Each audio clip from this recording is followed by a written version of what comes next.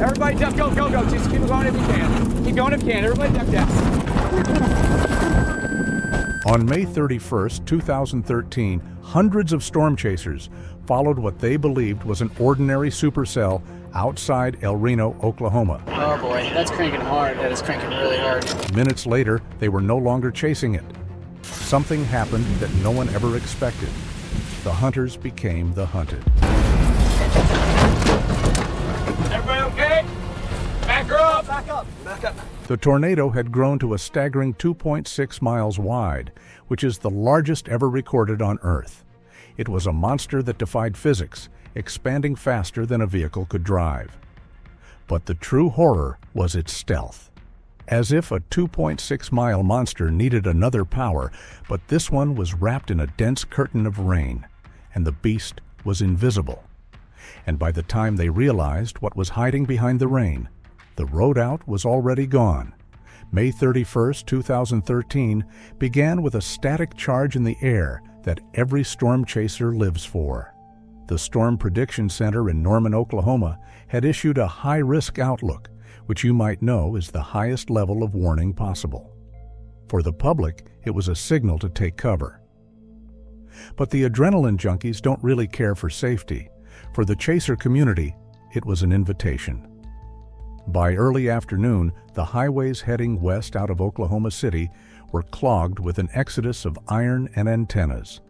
Hundreds of enthusiasts, scientists, and thrill-seekers were converging on a single target. The atmosphere was professional. It was eager. The data suggested a classic dryline setup. The models predicted distinct, isolated supercells, the kind that produce photogenic tornadoes in open fields. On paper, it looked like the perfect chase, a textbook storm where you could keep your distance, get the shot, and go home. Everyone thought they understood the board they were playing on. They didn't know the game was rigged. The atmosphere over central Oklahoma that afternoon was effectively a loaded weapon. The energy available for the storms, known as CAPE, had surged to extreme levels, exceeding 4,000 joules per kilogram. In simple terms, the air was gasoline waiting for a match. Compounding this was a strong cap, a layer of warm air sitting high in the atmosphere. This lid trapped the rising heat near the surface, preventing storms from firing early and wasting their energy. Instead of a slow release, the pressure built all day silently. When that cap finally broke, the release would be explosive. Deep layer wind shear was also intensifying. The winds at different altitudes were moving at vastly different speeds and directions, creating the invisible rotation needed to spin a supercell. All the metrics pointed toward violent, long-track tornadoes. Yet this volatility was exactly what drew the crowds. In the chaser community, high risk equals high reward. The road network around El Reno is a perfect grid of dirt and gravel, usually offering endless escape routes and clear visibility. This geography created a false sense of security. Veterans looked at the maps and saw a familiar playground. They trusted the grid to keep them safe. They also trusted the crowd. With so many experts, research teams, and media vehicles converging on the same coordinates, a dangerous form of false security took hold. The collective assumption was that if the Situation Room at the Weather Channel and the veterans of Twistex were positioning themselves there, the strategy was sound. The sheer density of expertise on the ground masked the reality that the atmospheric ceiling was about to collapse on top of them. But they didn't realize that nature doesn't listen to reason. At 6:03 p.m., the tension in the atmosphere finally snapped. The supercell exploded upward, piercing the stratosphere and dropping a funnel cloud that touched down in the open farmland southwest of El Reno. To the hundreds of observers watching from the dirt grid roads, the tornado appeared deceptively standard. It took the shape of a classic slender cone, a pristine silhouette against the darkening sky. It was the kind of structure chasers dream of, highly visible, photogenic, and seemingly well-behaved. The crowd got what they wanted to see, and more. The radio traffic from that hour reflects a mood of disciplined excitement. Voices over the localized frequencies were steady and technical. Spotters called in coordinates and track directions with the calm assurance of professionals working a familiar routine. The tornado was moving east-southeast at a leisurely pace, allowing the armada of chase vehicles to flank it comfortably. Drivers positioned themselves on parallel roads, setting up tripods and adjusting exposure settings. The road network was doing exactly what it was designed to do, offering clear sight lines and easy maneuvering. The storm invited them in, allowing them to get close without feeling threatened. Even the meteorological data seemed to support this confidence. The radar showed a strong couplet, but nothing that screamed anomaly. The parent storm, however, was rapidly organizing into a cyclic monster. While the chasers focused on the elegant cone dancing in the field, the entire mesocyclone above them was beginning to rotate. The small tornado on the ground was merely the tip of a much larger, darker spear that was about to drive itself into the earth. And things would only get worse from here. The behavior of the storm shifted violently. In a span of 30 seconds, the manageable cone dissolved. The tornado consumed the landscape, expanding from 1 mile wide to over 2.5 miles wide. This was no longer a distinct funnel spinning in a field. The entire rotating wall cloud descended to the surface. And still, things were going to get even worse. The parent supercell was covered with rain around the circulation. This is the nightmare scenario known as rain-wrapped tornadoes. A dense, opaque curtain of water swirled around the tornado, masking its true dimensions. From the perspective of the chasers on the ground, the defined edges of the storm simply disappeared. They looked out their windshields and saw a featureless dark gray wall of rain. And rain is generally expected in any tornado, but this time, things were different. Without a visible horizon or contrast, the human eye lost all sense of scale and depth. The monster hiding behind the rain was now wider than the distance between the chasers and the core. They were driving parallel to a beast that had already expanded enough to swallow the road they were on. And by the time they realized what happened, it was already too late. Panic began to ripple through the grid. The dirt roads, slick with sudden mud, turned treacherous. The sheer volume of vehicles, be it the tornado chasers, scientists, or even locals, created bottlenecks at critical intersections. Within minutes, escape routes choked. Drivers checked their rearview mirrors to find the gray wall getting larger, and the fear only got worse. The storm had also accelerated, jumping from a crawl to nearly 60 miles per hour. The gap between the hunters and the storm evaporated. The grid, once their safety net, was becoming a cage. But the cage was closing in because the monster inside it defied understanding. When scientists later analyzed the mobile Doppler radar data, the numbers were chilling. The circulation had maxed out at 2.6 miles wide, cementing its place in history as the widest tornado ever recorded. To put that in perspective, the storm was now wider than the distance most chasers keep as a safety buffer. Inside that 2.6-mile chaos, the wind structure was granular and violent.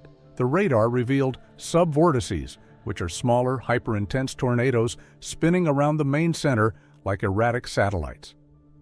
We've already discussed subvortices and other types of tornadoes on our channel, so make sure to check that video out as well. These subvortices were scythes of wind racing across the ground at speeds exceeding 175 miles per hour, often moving in completely different directions than the parent storm. A driver could be technically safe from the main funnel, but still get struck by a subvortex that formed out of nowhere, slashing through the darkness. This internal chaos was matched by a sudden betrayal in trajectory. For most of its life, the storm tracked southeast, and drivers had positioned themselves based on that vector. But then, the storm executed a sharp, erratic hook to the east-northeast. This wasn't a gradual turn, it was a predatory lunge. Technology failed to keep up. The radar updates on chasers' laptops often had a lag of 2 to 5 minutes. In the world of extreme weather, that delay is a lifetime, and it won't be wrong to say that the delay was enough to be the difference between life and death. They were looking at a ghost, a map of where the storm was, not where it is right now. Believing they were flanking the storm, many were actually driving straight into the expanding circulation. The winds at the outer edges became strong enough to lift SUVs off the pavement. 2-ton vehicles were being lofted into the air, tossed into fields, and rolled like tumbleweeds, proving that against a 2.6-mile giant, gravity is just a suggestion, and the destruction was simply inevitable. Tim Samaras was a scientist, known in the community as the most cautious man in the field. Alongside his son Paul and meteorologist Carl Young, the Twistex team was tracking the storm from what should have been a safe distance. They were experts in deployment, not maneuvering, yet they found themselves in a trap that no amount of experience could predict.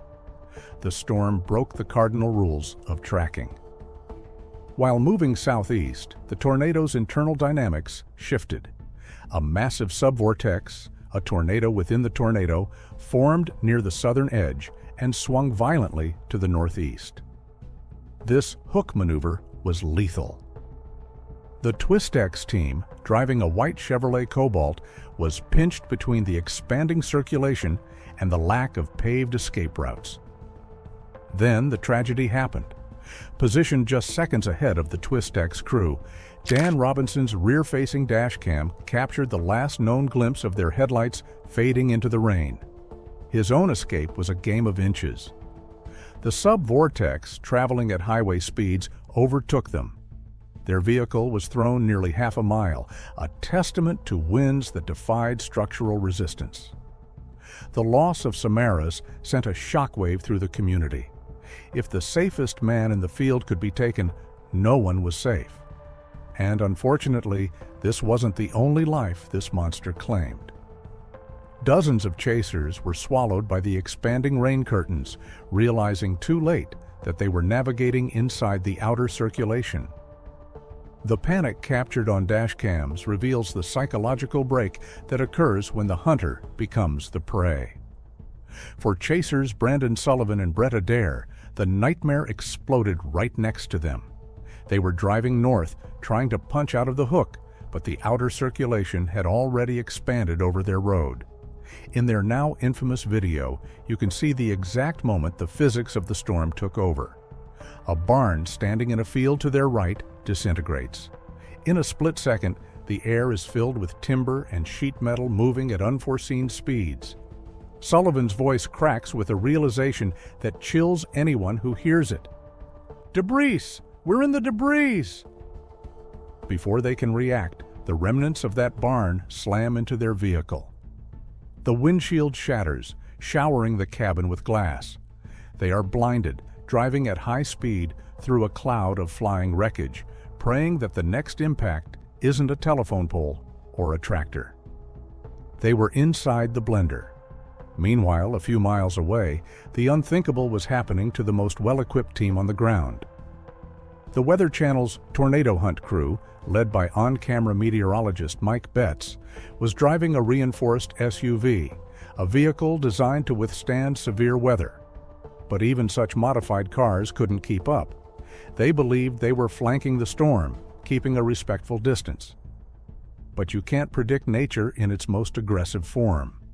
The tornado's inflow jet caught them with such violence that traction became irrelevant. The 5,000-pound SUV was lifted off the asphalt like a toy. Inside the cabin, the cameras kept rolling, capturing a terrified silence as the vehicle became weightless.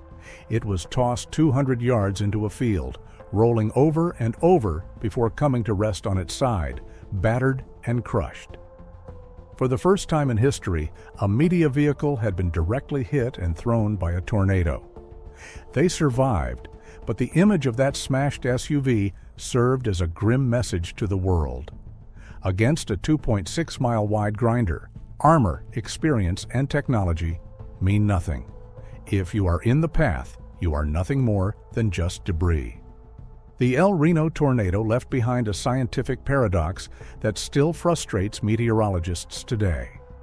By every atmospheric metric, it was a reaper, the widest circulation ever recorded, with wind speeds that pushed the theoretical limits of what is possible on Earth. Yet, if you look at the official record books today, this monster is listed as an EF3. This discrepancy forced a massive reckoning in the scientific community. The enhanced Fujita EF scale is not based on measured wind speed, it is based on damage. It requires a tornado to hit a well-built structure to prove its strength. Because El Reno spent the majority of its life churning up wheat fields, dirt roads, and fences, except for the occasional storm chasers, it never flattened a building substantial enough to warrant the maximum rating. The system was designed to rate the disaster, not the storm, which is still argued in the community. But the radar told a different story. The University of Oklahoma's Rax-Pol mobile radar, parked nearby, peered through the rain and dust to capture what the human eye couldn't. What it found was terrifying. The radar measured wind speeds in the subvortices reaching 296 miles per hour and likely exceeding 300 miles per hour at ground level. These were undeniable EF5 winds, some of the fastest ever detected. The data proved that extreme violence isn't always tied to a classic high-contrast funnel. El Reno destroyed the assumption that wide means slow or that ragged means weak. It showed us that the most violent winds can hide in the messiest storms. It also highlighted a terrifying blind spot in our history. How many other weak tornadoes in the record books were actually historic monsters that simply missed the house? The storm broke the scale we used to measure them. The tragedy at El Reno broke the cowboy mentality that had slowly crept into the world of storm chasing. For decades, the unspoken metric of success was proximity. How close could you get to the beast? May 31, 2013, erased that scorecard. The death of the Twistex team, the safest men in the field, forced a painful realization. If the atmosphere wants you, it will take you. Almost overnight, the rules of engagement changed. The safe zone was redefined. Veteran chasers who once positioned themselves within a mile of the funnel began keeping a 3 to 5 mile buffer. The community realized that when a storm can expand to the width of a city in seconds, close is synonymous with dead, and no matter how much of a junkie you are, you still want to live to see the next one. Media coverage underwent a similar sobering evolution. The image of the crushed Weather Channel SUV became a cautionary icon. Networks began to rethink the value of the live from the bear's cage shot. The adrenaline-fueled screams were replaced with more somber, survival-focused reporting. Editorial guidelines tightened. Producers started prioritizing the safety of their crews over the dramatic impact of the shot. The most significant shift, however, was logistical. El Reno highlighted the deadly danger of chaser convergence. The gridlocked roads had turned escape routes into parking lots. Today, there is a heightened emphasis on situational awareness, not just of the storm, but of the traffic. New chasers are taught that their vehicle is their life support system, and a blocked road is a greater threat than the wind itself. The adrenaline is still there, but it is now tempered by a profound, terrifying respect for the physics of the atmosphere. If the El Reno supercell formed today, the story on the screens would look very different. In 2013, storm chasers and meteorologists were effectively fighting a war with a 4-minute time lag. The radar network relied on mechanical dishes that had to physically rotate and tilt to scan the sky in an environment that was rooting against them. By the time a complete picture of the storm reached a laptop on the ground, the data was already history. El Reno expanded from a tight knot to a massive wedge in less than 60 seconds, falling completely inside the blind spot between those radar scans. Today, the technology has leaped forward. We are moving toward phased array radar. Unlike the spinning dishes of the past, these systems use stationary panels that steer radio beams electronically. Instead of waiting 5 minutes for a volume scan, a phased array system can update the storm structure every few seconds. If El Reno happened now with this tech watching, that terrified confusion would be replaced by real-time clarity. We would have seen the subvortices forming and the circulation widening instantly, not 5 minutes after the road was already swallowed. The fog of war caused by dead zones has also lifted. In 2013, bandwidth in rural Oklahoma was spotty at best.